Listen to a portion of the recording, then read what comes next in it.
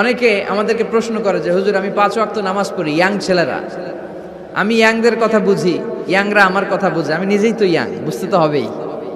তো অনেকে আমাকে প্রশ্ন করে যে হুজুর আপনাদের আলোচনাগুলো শুনে আমার জীবনের মোড় পরিবর্তন হয়েছে, কিন্তু এই পর্নোগ্রাফির করাল গ্রাস থেকে আমি নিজেকে বাঁচাতে পারছি না।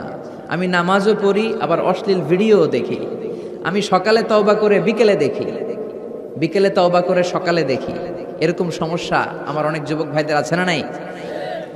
তোমাদের যাদের এই সমস্যা তাদের মোবাইলের ওয়েলকামিং নোটে তুমি লিখে রাখবে আল্লাহ ইজ ওয়াচিং মি, মানে আল্লাহ আমায় দেখছেন।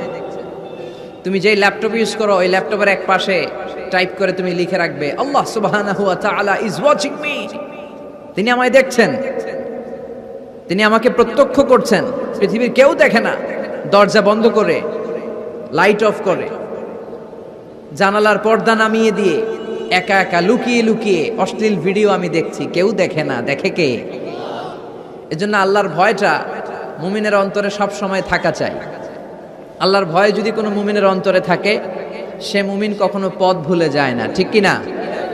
যাদের হৃদয়ে আছে আল্লাহর ভয়, তারা কভু পথ ভুলে যায় না।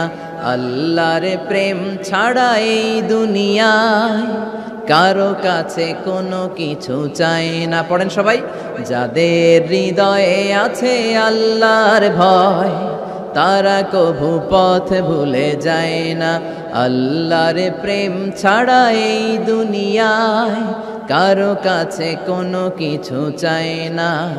রাতের আধারে যারা সেজদাতে রয়, দু চোখের শ্রুতে নদী যেন বয়।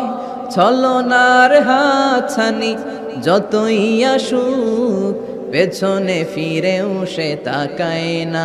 যাদের হৃদয়ে আছে আল্লাহর ভয়, তারা কভু পথ ভুলে যায় না। আল্লাহর প্রেম ছাড়া এই দুনিয়ায় কারো কাছে কোনো কিছু চায় না। চিল্লায় বলেন ঠিক কিনা? যে যুবকদের এই সমস্যা আছে, পর্নোগ্রাফির সমস্যা, এটা জাতীয় সমস্যা বাংলাদেশের। বাংলাদেশের জাতীয় রোগের নাম ডায়াবেটিক্স। জাতীয় রোগের নাম কি? আর যুবকদের জাতীয় সমস্যা হচ্ছে কি? পর্নোগ্রাফি। স্মার্টফোনগুলো আমাদেরকে স্মার্ট না বানিয়ে আমাদেরকে শেষ করে দিচ্ছে, ঠিক কিনা?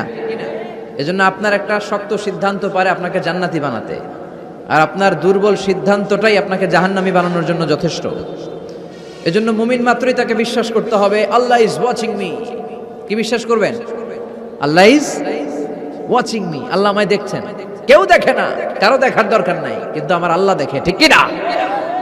এটাই সবসময় মুমিনের অন্তরে থাকতে হবে। এটার নাম ঈমান, এটার নাম তাকওয়া।